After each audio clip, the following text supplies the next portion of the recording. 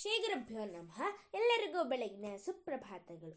ರಾವಣನನ್ನು ಕಂಡಾಗ ಅಬ್ಬಾ ಅಹೋ ರೂಪ ಮಹೋ ಧೈರ್ಯ ಮಹೋ ಸತ್ವ ಮಹೋ ದ್ಯುತಿ ಅಹೋ ರಾಕ್ಷಸ ರಾಜಸ್ಯ ಸರ್ವಲಕ್ಷಣಯುಕ್ತತ ಯದ್ಯಧರ್ಮೋ ನ ಬಲವಾನ್ ಸಾಧ್ಯಾಯಂ ರಾಕ್ಷಸೇಶ್ವರಃ ಸ್ಯಾತಯಂ ಸುರಲೋಕಸ್ಯ ಸಶಕ್ರಸ್ಯಾಪಿ ರಕ್ಷಿತಾಃ.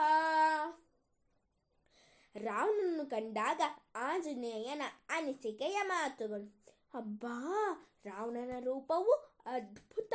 ಏನೋ ಅವನ ಧೈರ್ಯ, ಎಂಥ ಶಕ್ತಿ, ಎಂಥ ಕಾಂತಿ. ಅಬ್ಬಾ, ಇವನು ರಾಕ್ಷಸರ ರಾಜ.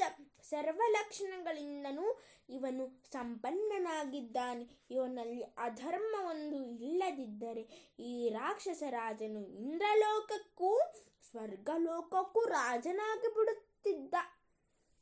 ಆಂಜನೇಯನು ಅಶೋಕವನವನ್ನೆಲ್ಲ ಧ್ವಂಸ ಮಾಡಿದ ವಿಚಾರವು ಕೂಡಲೇ ರಾವಣೇಶ್ವರನಿಗೆ ವರದಿಯಾಗುತ್ತದೆ. ಆಗ ರಾವಣೇಶ್ವರನು ತನ್ನ ಕಡೆಯಿಂದ ಅನೇಕ ಕಿಂಕರರನ್ನು ಕಳಿಸುತ್ತಾನೆ. ಆ ರಾಕ್ಷಸರನ್ನೆಲ್ಲ ಆಂಜನೇಯನು ಸಂಹಾರ ಮಾಡಿಬಿಡುತ್ತಾನೆ.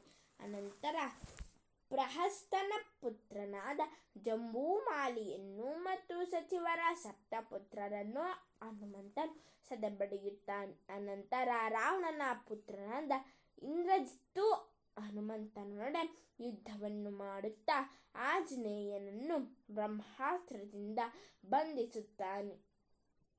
ಆ ಬ್ರಹ್ಮಾಸ್ತ್ರಕ್ಕೆ ಬೆಲೆಯನ್ನು ಕೊಟ್ಟು ಹನುಮಂತನು ಸ್ತಬ್ಧನಾಗಿ ಬಿಡುತ್ತಾನೆ.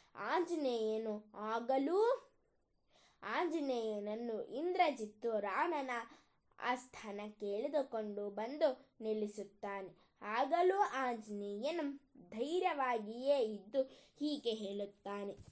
ಅಸ್ತ್ರೇಣಾಪಿ ಬದ್ಧಸ್ಯ ಭಯಂ ಮಮ ನ ಜಾಯತೆ ಪಿತಾಮಹ ಮಹೇಂದ್ರಾಭ್ಯಾಂ ರಕ್ಷಿತಸ್ಯಾನಿಲೇನ ಚ.